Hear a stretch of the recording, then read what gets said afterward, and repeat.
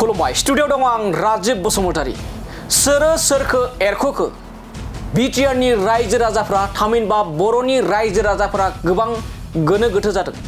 नंगौ बे समाव नोंथांमोननि गेजेराव लानानै फैदों फिन आरोबाव बनसु आफादनि मोनसे जर'खा खौरां। सोरो सोरखो एरख'खो रायजो राजाफ्रा गोबां गोनो गोथो जादों।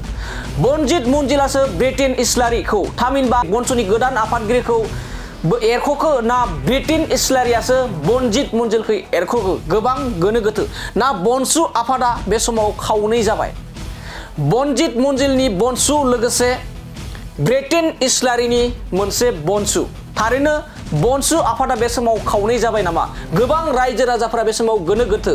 बे समाव गिबियावनो बनजित मन्जिल बिथांखौ ब्रिटेन गोदानै बनसु आफादनि आफादगिरि ब्रिटेन इस्लारिनि हानजाया बनजित मन्जिलखौ बनसु आफादनिफ्राय जाय बनसु आफादखौ जोनोम होदोंमोन जाय बनसु आफादनि आफादगिरि बै बनजित मन्जिल बिथांखौ बनसु आफादनिफ्राय एरख'दोंमोन। नाथाय बे समाव फिन आरोबाव बनजित मन्जिल बिथाङा एबा बिथांखौ एरख'खांनायनि उनाव बनजित मन्जिल बिथाङा खौरांगिरि मेलनि गेजेरजों फिन आरोबाव बनजित मन्जिल बिथाङा गोदानै बनसुनि आफादगिरि ब्रिटेन इस्लारिखौ एरख'बाय होननानै प्रेस रिलिज होदों बनसु आफादनिफ्राय।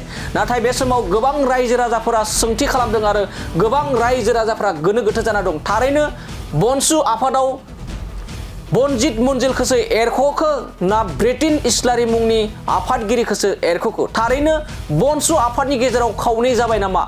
जेराव बनजित मन्जिलाबो एरख'दों ब्रिटेन इस्लारिनि हानजायाबो बनजित मन्जिलखौ एरख'दों। बे समाव दासिमबो रोखा जायाखै बनजित मन्जिलनि एबा बनजित मन्जिल बिथांमोननि दैदेननायाव जोनोम मोननाय जाय बर' हारिनि खैफोद खैदांनि थाखाय जाय बर' हारिनि आलादा रायजो दाबिनायनि थाखाय बनसुआ जोनोम जादोंमोन बै बनसुआ दिनै खावनै जाबाय नामा? बेयो मोनसे गिदिर सोंथि जानानै दङ। जेराव बे समाव बनसु आफादनि गेजेरावनो गावजों गाव बे समाव एरख'लायनाय गावजों गाव सोंखारिलायनाया सोलिगासिनो दं।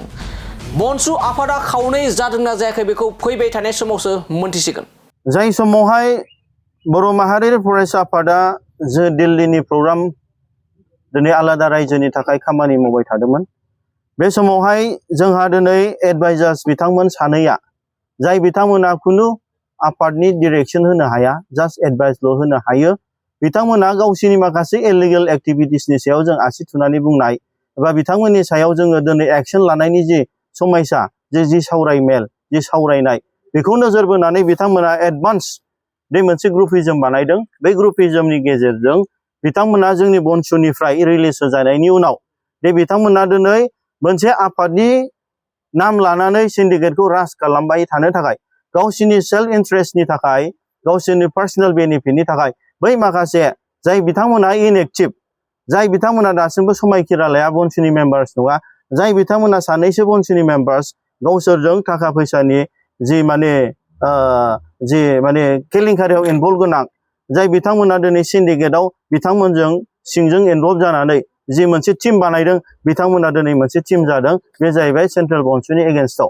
बिथांमोना खुनु सेन्ट्रेल बनसुनि डिरेक्सन बादे सेन्ट्रेल बनसुनि मावाखै आरो इलिगेल भाबै बिथांमोना मिटिं खालायखुमानानै मोनसे जोंनि एगेन्स्टआव जों सानै एडभाइजारा बिथांमोनखौ मबाइलाइज खालामनानै मोनसे आफाद दादों आरो बे इलिगेल आफादानो दिनै गावसोरनि सेल्फ इन्ट्रेस्टनि थाखाय जाय जोङो बर' माहारि फरायसा आफादा जोंनि प्रेसिडेन्ट सेक्रेटारि आरो जोंनि माखासे मेम्बार्सफोरखौ जिहेथु माने बिथांमोना इलिगेल भाबै दिनै गावसोरनि बेनिफिट्स आरो सिन्डिकेट राजखौ लाखिबाय थानो थाखाय बै ग्रुपआ दिनै जोंनि सायावहाय माने पाब्लिकलि दिनै एक्सपेलनि लेटार हरनानै बनसुनि इमेजखौ बिथांमोना दिनै डेम खालामनाय जोंनि सायाव रिभेन्स लानाय अनलि मात्र जोंनि बनसुआ बै सानै एडभाइजारखौ रिलिज होनायनि थाखाय नैबे राजनितिक पलिटिक्सआ दिनै जागासिनो दङ। बेनि सायाव माबाफोर राहा लागोन नामा?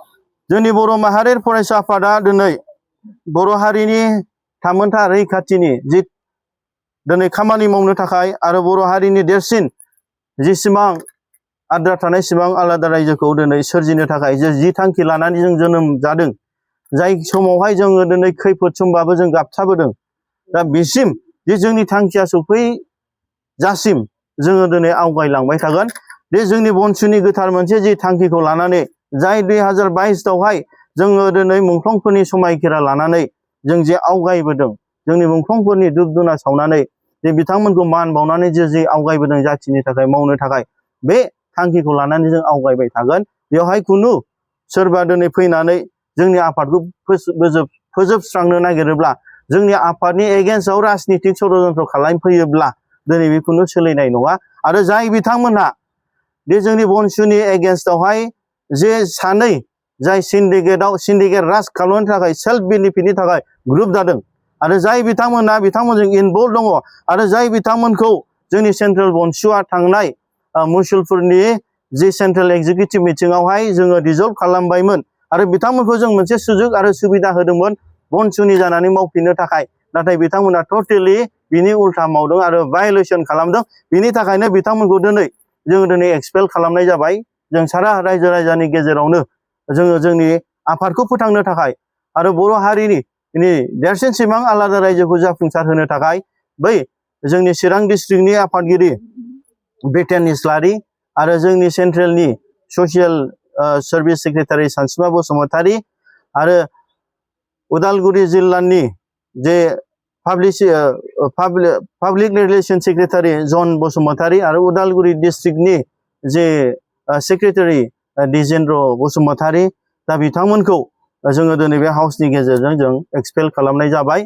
आरो बिथांमोननि नोजोराव आरो बिथांमोननि जि एक्टिभिटिस आरो एडभाइजार्सफोरनि जि एक्टिभिटिस बे एक्टिभिटिसआ मालाबाबो जोंनि बनसुनि जानाय नंलिया आरो बिथांमोनखौ प्राइमारि मेम्बारशिपनिफ्राय आरो बिबाननिफ्राय दिनै जों बे प्रेस मिटनि गेजेरजों जों डिक्लेयार खालामबाय बिथांमोना दिनैनिफ्राय बनसुनि मानसि नंला।